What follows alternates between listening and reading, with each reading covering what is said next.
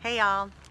I've had a few questions about what exactly I'm looking for the informative speech. So I just want to take this opportunity just to talk to you about four things. Structure, creativity, citation, and delivery. So first, let's talk a little bit about structure. Basically, every speech is the same in that it has three components: an intro, a body, and a conclusion. I always tell students to start with the body, to think about what will be your main points and how can you word those main points similarly so that they can have some kind of what they call parallel construction. And once I know what my main points are going to be and I'm about to deliver them, I can think about what my thesis or my thematic statement is going to be. Now, the intro is what I'm going to tell them.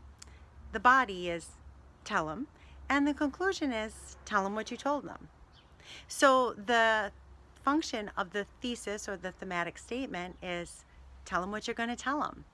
That statement, which comes right before the body, should tell your audience exactly where you're headed with your speech. We should know by your thesis statement what your main points are. They preview it, you have to defend them and explain them and so on. So that has to do specifically with structure. If we talk about creativity, one of the things, first of all, finding information that is just compelling and interesting is really key. But specifically what I'm talking about is when you find information, always ask yourself, how can I make this real to my audience? If I find a statistic or a distance or a measurement, how can I make that real?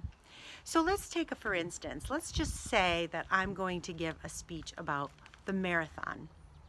And I begin my speech in the intro with a number. I say 26.2 miles. That's the distance of a marathon. If I just leave it there, your audience will go, okay, 26.2 miles. But how far really is 26.2 miles? Well, I looked it up, and basically, knowing my audience, I can say 26.2 miles. It's the distance of running between the Fenton campus, Vermont, to the downtown Flint campus and back. Okay, now I have a frame of reference. Now 26.2 miles means something to me. I've made it real to my audience. I've made it tangible. They can imagine what that's like because they've been at the Flint campus and they've been to the Fenton campus. So it's like, wow. That's also true for like numbers. So if I say 5,000 people are affected by something, what does that mean? How can I think of an arena, for instance, that holds 5,000 people? Or how many people attend Mott? Or, finding those comparable things can help us to get our minds around numbers. Another thing is measurements.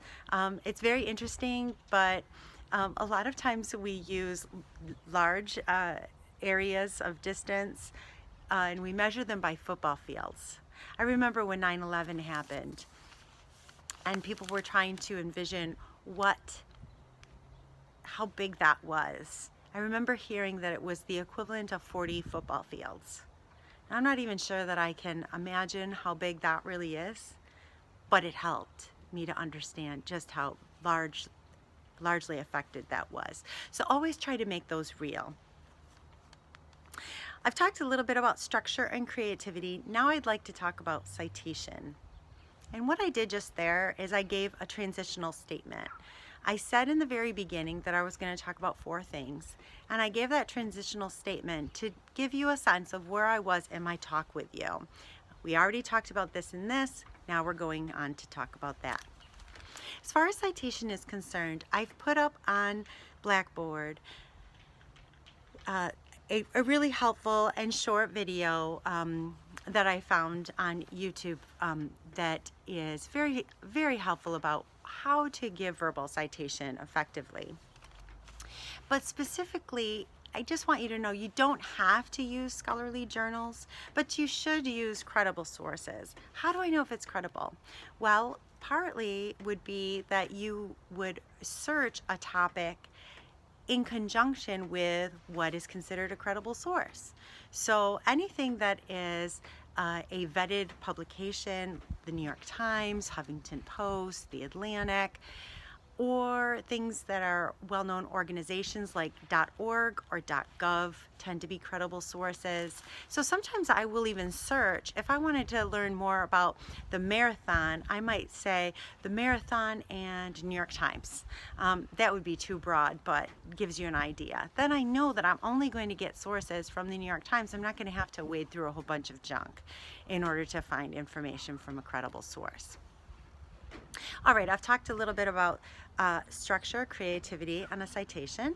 Also, right there, transitional statement. Now I want to talk about delivery. This is a very different environment. Let's face it, it's not every day that I get to teach from my backyard. It's kind of nice, but it is very different. You can decide how you're going to present your speech. You don't have to stand. You don't have to be outside. You can be sitting down. You don't have to dress up, but you should be aware of how you're being presented, how you're being presented on the screen as well, making sure that that you are centering yourself within the screen is important and helpful. Also, looking into the camera is helpful. Wiping the lens before you speak is also a really good idea, just so that you're clear to the audience. And when you look into the camera, it does feel like you're giving eye contact. So that's one way to do that. Projecting your voice and so on, also very good. And not reading your notes like this per se, but that you're connecting with your audience. And one way to do that is out loud practice. I always tell students to practice beforehand to make sure that they've heard themselves and are ready to go, and they've weeded out some of the bugs, things like ums and likes and you knows. Also, hearing yourself through out loud practice helps you to identify those areas that are a little weak or that just don't feel good. So I'll always try to practice beforehand, and then when it's time to deliver, you'll feel much more comfortable and prepared. So if you have any questions about any of these things or anything else, you can call me or text, email, and so on. I look forward to seeing you soon. Take care.